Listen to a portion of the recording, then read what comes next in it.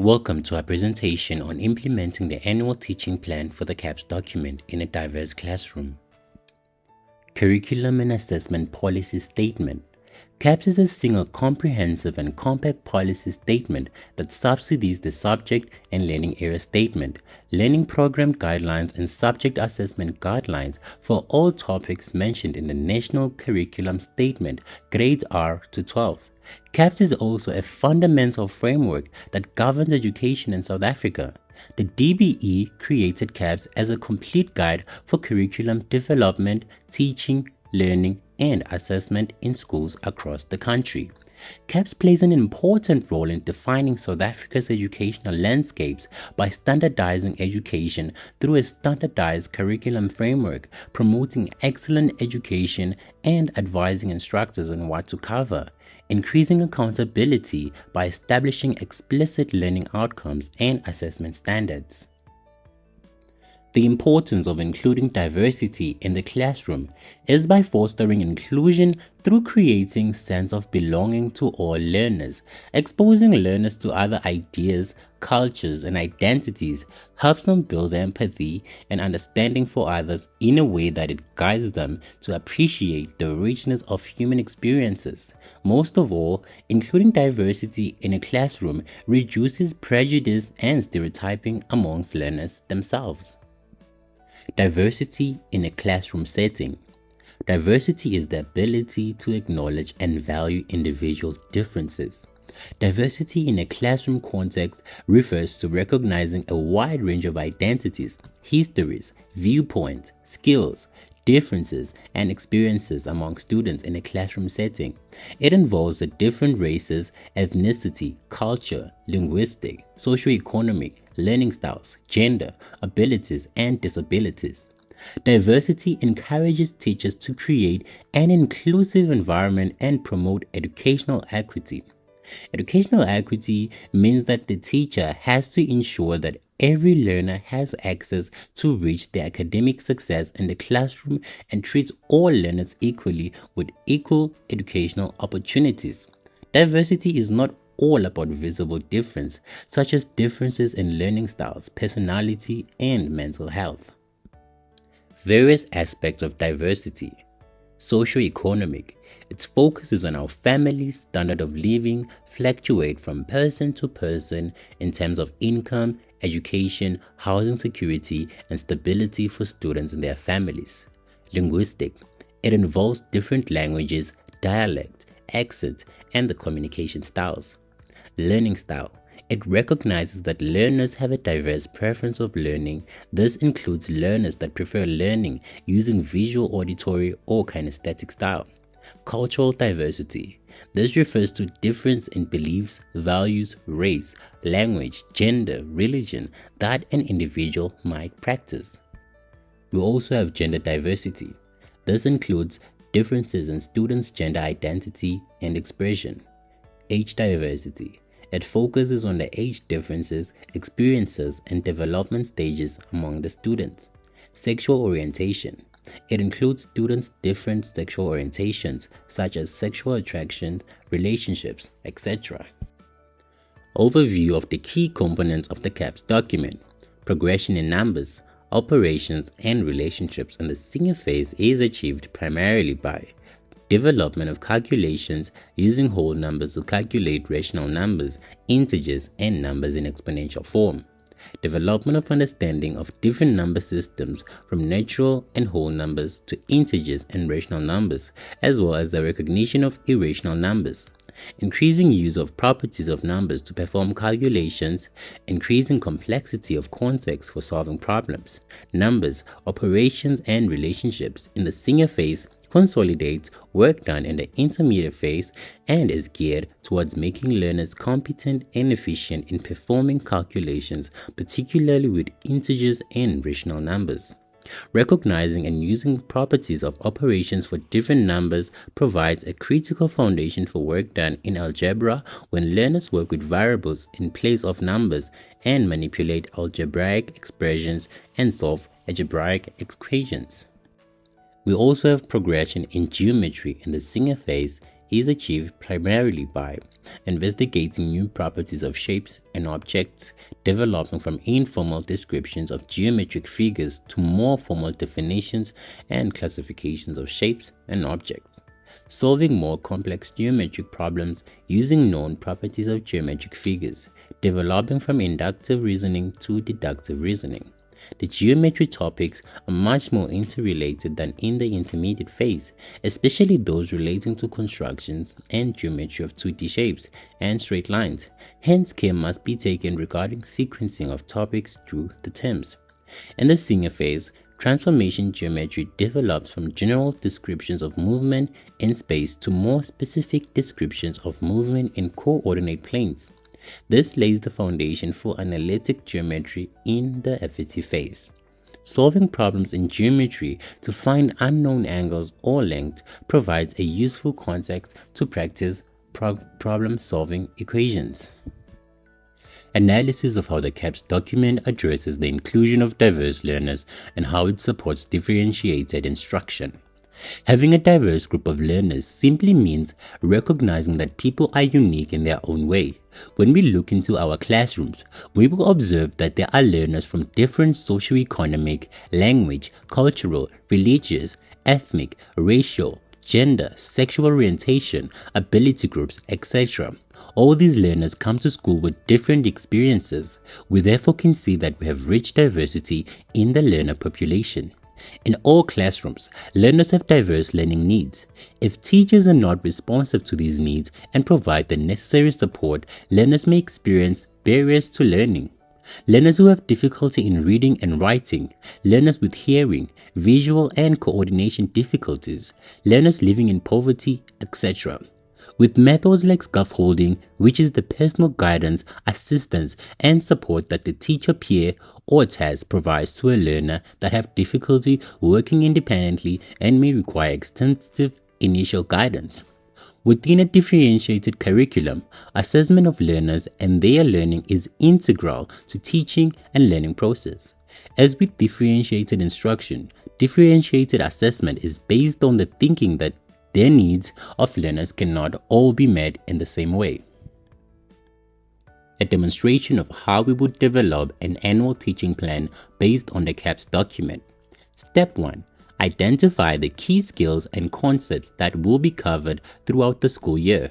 Break them down into themes or units based on the logical progressions of the subject. Step 2. Before we start teaching a new set of lessons, we will determine the sequence that will allow us to cover the key concepts in each unit. This will ensure that the learners are getting the most out of their learning.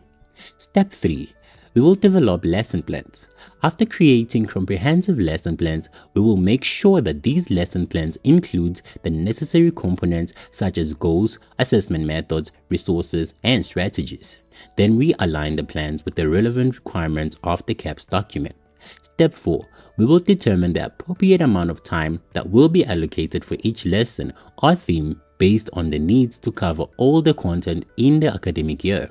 Step 5.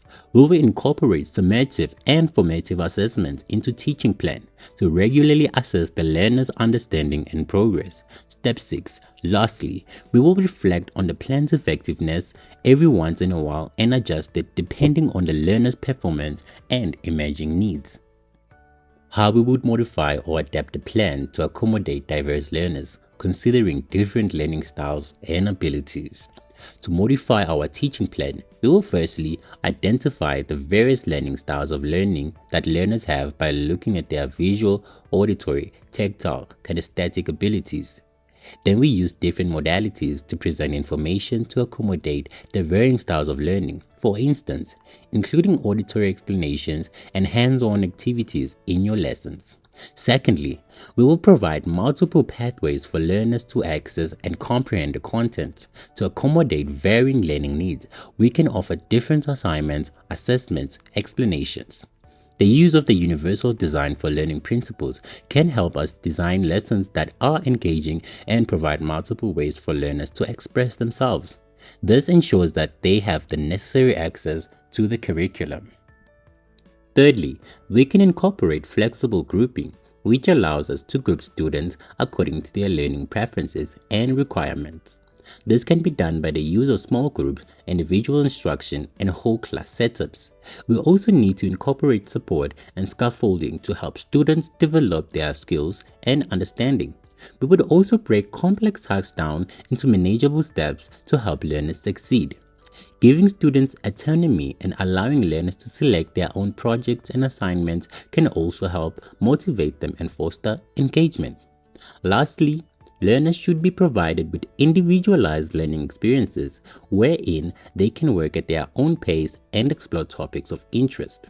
This can include undertakings, research projects, or enrichment activities. We will foster a supportive learning environment that involves creating a culture that promotes respect, empathy, and diversity among learners, and provides them with opportunities to collaborate and learn from one another. Finally, we must regularly assess the progress of our learners and adjust our strategies as needed. Also keep track of their understanding, performance, and engagement to identify areas of improvement and provide interventions as necessary. Variety of inclusive teaching strategies that cater to diverse learners. Use of scaffolded learning approach, which involves breaking down complex tasks into manageable steps. This helps them develop their skills and understanding. Use of mentoring and peer tutoring. These initiatives allows learners to develop their skills and collaborate with others. All the activities within groups must be coordinated to ensure that all learners benefit from the partnership. Giving learners a voice. Learners should have the opportunity to make their own decisions regarding their education, such as choosing topics for their projects or deciding on activities with their groups. This promotes ownership and engagement. Cultural acknowledgement. Embracing and respecting the diverse cultural backgrounds of learners is a crucial part of cultural responsive teaching. A teacher should incorporate relevant examples, perspectives, and resources into their lessons to make connections between learners' lives and their cultural backgrounds. Access to instructional materials. Ensure that all materials, including digital resources and textbooks, are made accessible to learners with varying needs, such as those who require assistive tech or different formats. Active learning strategies. Adopting active learning strategies, which include hands-on experiments, group discussions, and problem-solving activities, sparks engagement and helps learners comprehend the material and content. Regular feedback. It is important to continuously assess the progress of learners through summative and formative assessments and provide them with constructive feedback to help them learn.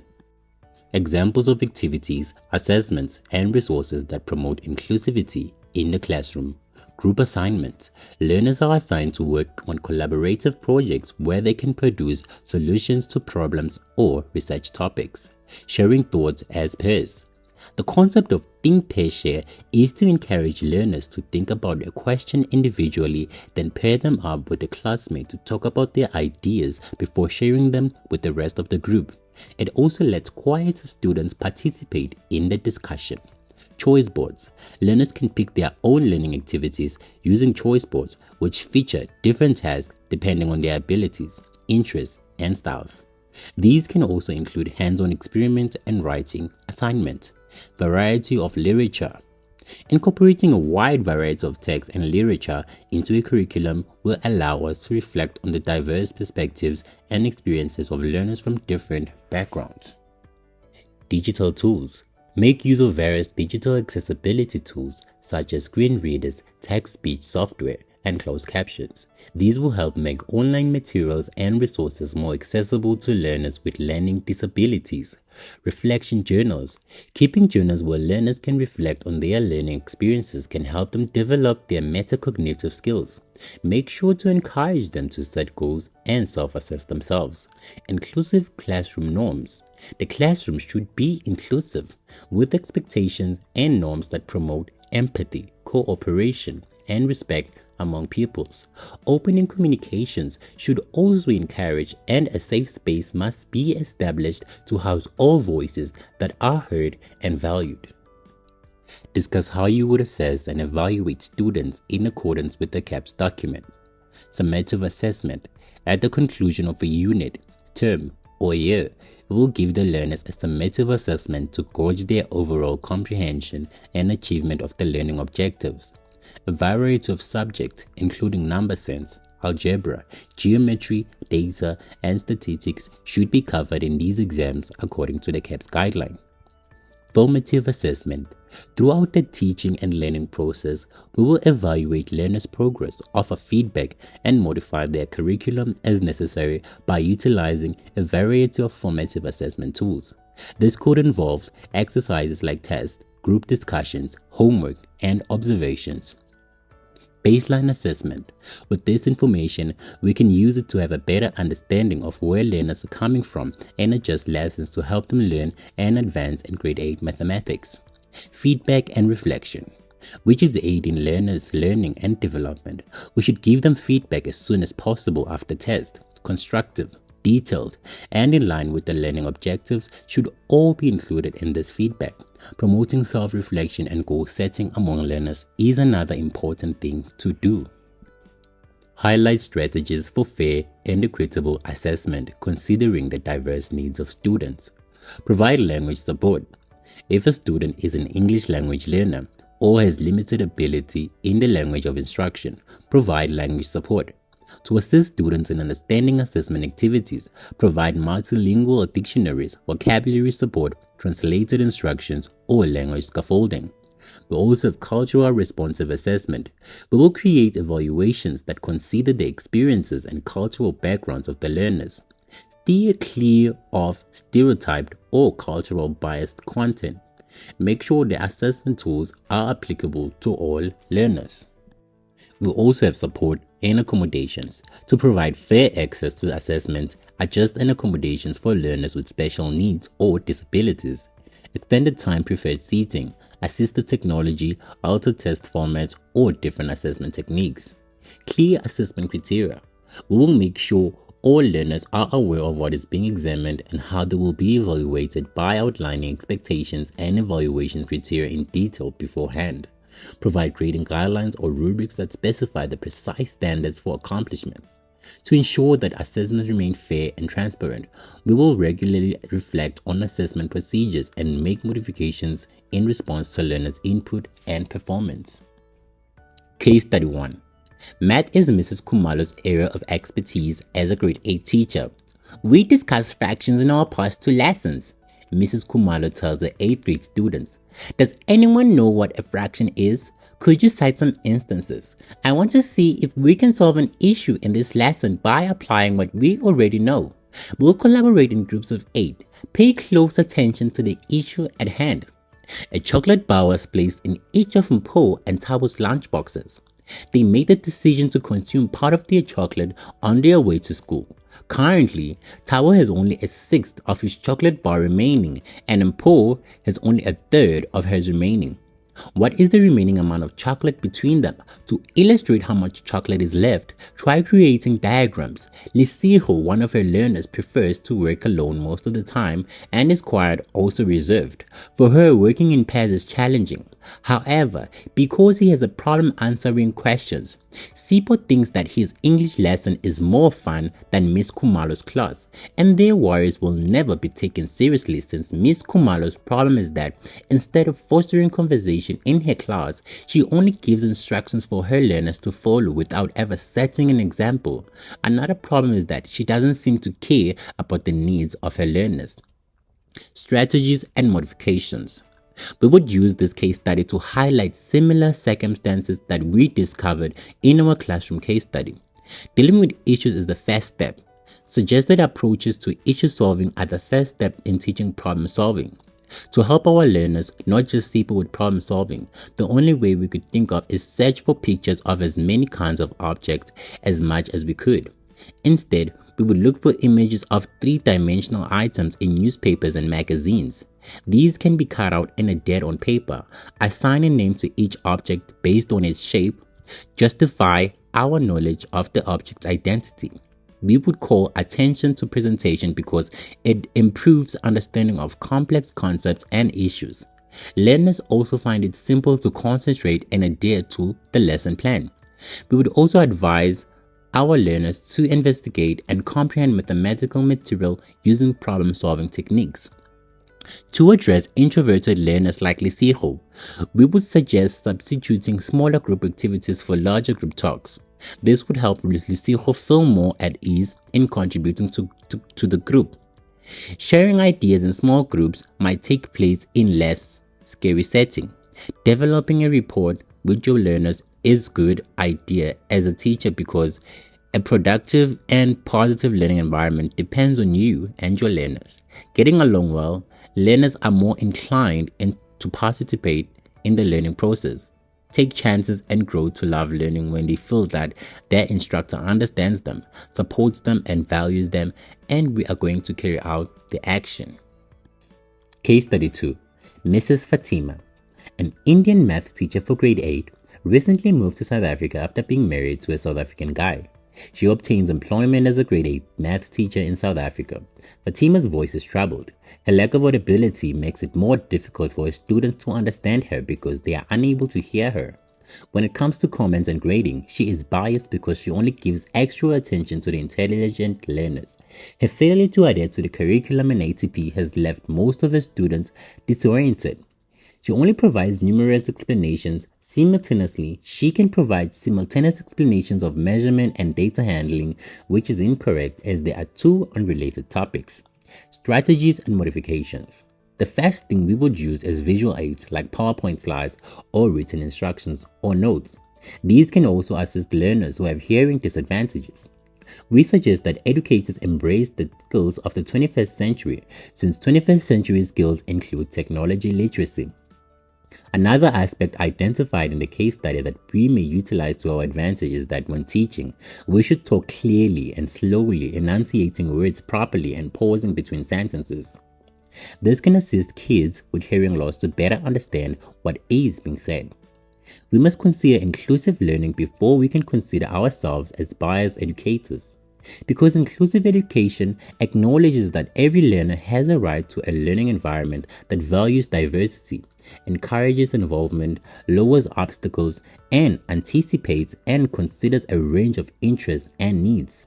Since we support inclusive education, we will implement it in our classrooms. As teachers, we must have a positive, passionate attitude towards learning. It is unjust to solely concentrate on bright learners. Offering additional time to help people succeed is something that is part of our mission.